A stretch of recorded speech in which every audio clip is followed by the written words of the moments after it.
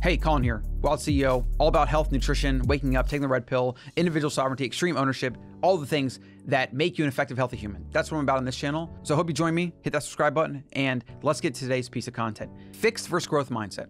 I'll give you an example. If you say, I'm just not good at math, fixed mindset. I did this all through growing up in school. I just thought I wasn't good at math, and that was that. And then I became an entrepreneur, and I started working with spreadsheets, and I was like, wow, I'm actually pretty good at this thing. Interesting, isn't that? But for as long as I told myself I'm not good at this thing, I wasn't good at it. You become exactly what you tell yourself you are. And when you tell yourself you are something, when you say, I'm just the fat guy, like for example, a friend of mine does this all the time, it drives me nuts, or I'm just this, or I'm not good at that, or whatever. You are that way for as long as you keep telling yourself that. And you tell people this when they say this. I get this fixed mindset crap all the time, and I always feel the need to kind of comment on it because it's so glaringly obvious to me. And for most people, they're completely unaware that they do it. They're also completely unaware of how damaging it is to their psyche and how it keeps them stuck in the same place. Growth mindset, on the other hand, believes that you can be anything if you work at it, if you invest the time. If somebody's more successful than you in some way, or they're this way or that way, they have simply invested more time and energy to getting that thing, and you have not. It's about as simple as that. There are certain genetic limitations. I'm never going to play in the NBA, but I wouldn't try to play the NBA because I kind of get that. If your dying dream is to be an NBA superstar that's as good as LeBron James, well, you're going to probably hit a wall at some point. Same thing with something like gymnastics, which is very genetically intensive, and you need a certain body type and size, etc.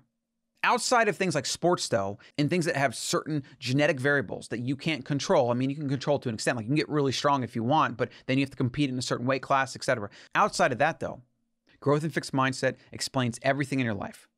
If you want something, you got to go to your thoughts. How do you think? What narratives and labels are you placing on things that you're telling yourself of? How often are you lying to yourself? This stuff is so common. And if the public school system was actually interested in educating people, this would be a class taught in every school for every year that you were in formal education. Yet you don't ever find a class on mindset. You probably won't even see the growth versus fixed idea anywhere in typical school or even higher education. This is something you have to figure out on your own. As it goes with most things in life that are actually useful in 2020 and beyond. So here is the comment that prompted this video.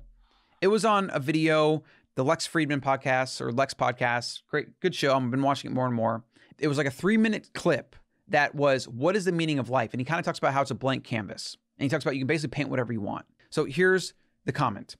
How is life a blank canvas when you are born as a certain person with a unique character, body, weight, height, sex, etc.?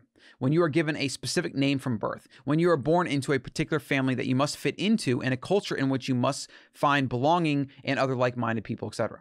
Life is less like a blank canvas and more like a set paint by numbers. This just breaks my heart that people actually think this way.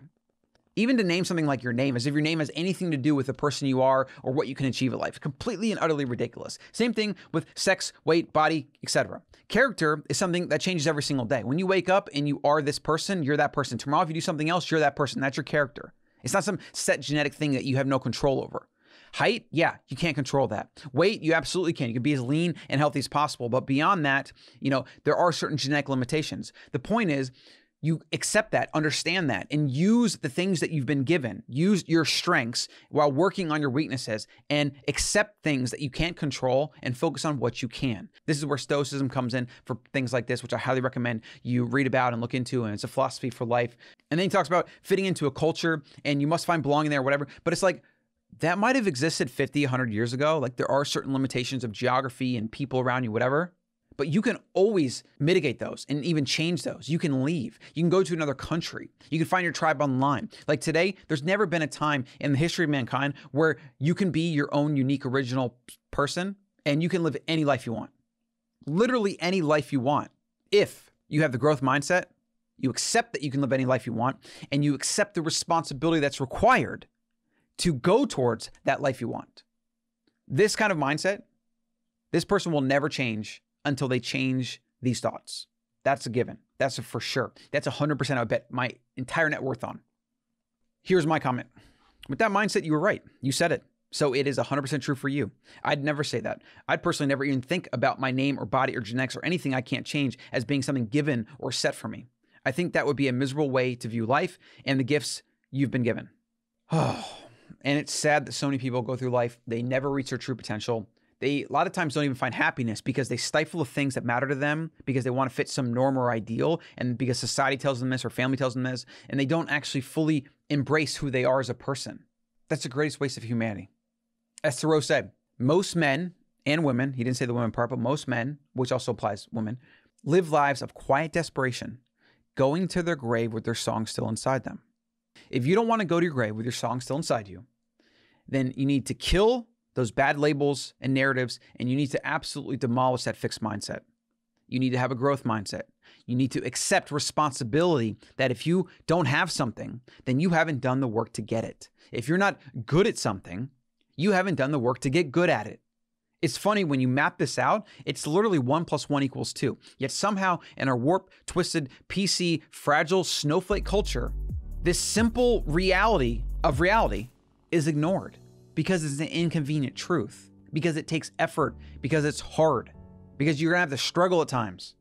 Iron sharpens iron. You do not reach your potential through softness, through ease, through comfort. And this is the same way. Growth versus fixed mindset. If you want to achieve anything in life, if you want to be the person that you want to be and you want to reach your highest potential and you want to actually build things or create things or have money or whatever it is, you need a growth mindset.